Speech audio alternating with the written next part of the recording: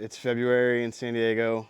Just had a good 10 days of almost nonstop rain, but now it's beautiful, 70 degrees again. We just had another set of king tides, so I went with my buddy down to the cliffs. And we're looking for mainly abalone shells. So we collect these shells, we bring them home, we polish them. We're also just out there kind of surveying, are there live abalone? So if you don't know, abalone is a very slow growing species. It's prized for its meat. Its shells are beautiful. So they've been under a lot of pressure. Now there are people working to restore abalone, and I'll put some of those links down in the description. People are learning how to take an abalone, raise it in captivity, and then release it into the wild in a way that it will survive. But it's a lot of work. So really, abalone need our help, but what they need most is for us to leave them alone. Abalone has been closed in Southern California since 1996, and in spite of that, almost 30 years closure, there still are not great numbers of abalone out there. In Southern California in particular, they're affected by climate change because our water is so warm year-round that our kelp is kind of perpetually dying, and they eat kelp. In Northern California, they're in trouble because there's a bloom of purple urchins. Purple urchin will come and eat the holdfast of the kelp, and the kelp will die and float away. So abalone are in trouble all up and down the state. When we see live animals, we do not mess with them. We don't touch them. When we see shells, we pick them up. So yesterday we went down, we saw a whole bunch of new abalone we haven't seen before. We saw a pink abalone you'll see in there. I'll show you guys what we saw yesterday, and then I'm gonna come back and show you some of these shells we've picked up. Down here again with my buddy Chris. I was doing leg day at the gym, and he texted me like, come do tide walk, and I was like, no, I'm too much of a wuss, but here I am, I'm doing it. And first 5 minutes out here, I already found, this is super cool, a black abalone shell. Never found one of these in the wild before. I've only ever found them at shell shops. Super stoked. So we're gonna see what else we can find today. Okay, we're getting into the good stuff now. All of this shell structure, all of these pools. There's Chris hanging out with somebody else's dog. We're gonna find some stuff in here. Chris just spotted this here. You see that? That's what we're looking for right there.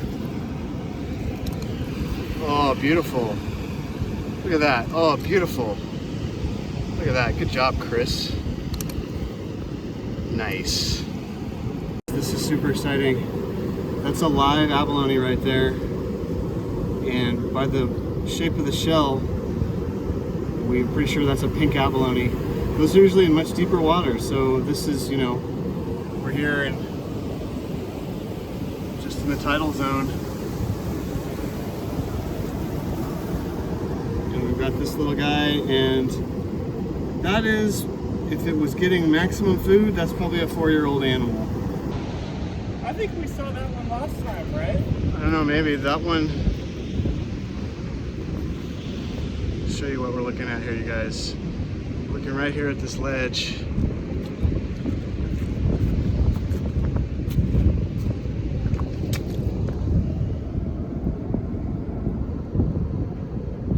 While I'm messing around with this, Chris found something.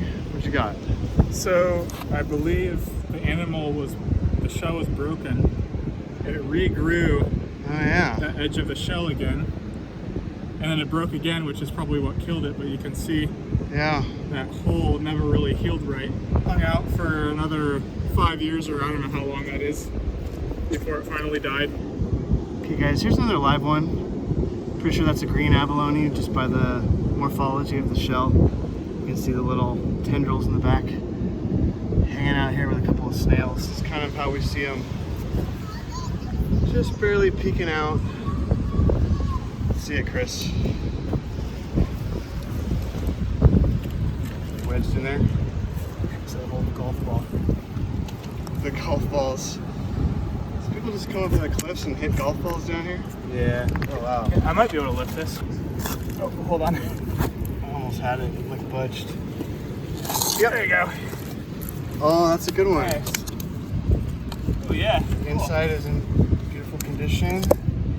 Outside is dense. Nice find. Nice. Where it was sticking out. Maybe it was buried for a while. Hey. Oh, snap. Oh, fragment. Bites on right here. Man. Let's see the one you just picked up, though. Turn it over. Oh, yeah, that's Yeah, gonna that's a clean good up one. nice. Oh, look, it's a shell under there. Take his picture. Oh, yeah, there's a shell right there. That's a big one. I keep getting in the light. Nice. I don't want to move this rock because I don't want to destroy its home. So yeah, 2 in there. Really hard to see, but there's another one back in here. So we got 2 abalone in this hole. Chris is pulling this derelict lobster trap out of the water. We're good Samaritans down here.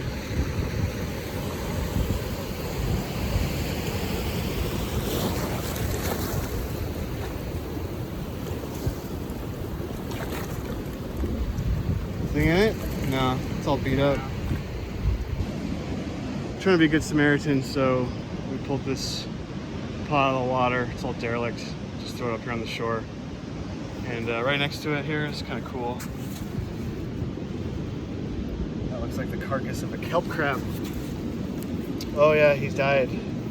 Sometimes they shed, but this guy's dead. Coming out here often enough that we kind of know where they are now. Here's those 2 live ones I saw last time we were here. This one in particular is so clean, so neat. While I'm here screwing around, Chris found another shell. Let's see it, Chris.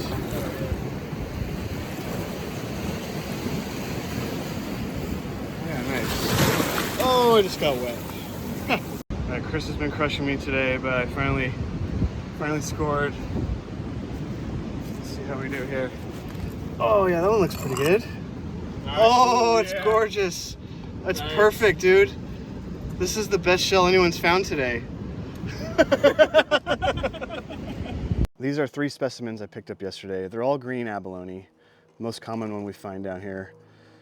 This one has a really nice kind of inside, but it's covered in some growth. So I'm gonna do some cleaning on that. The outside is solid.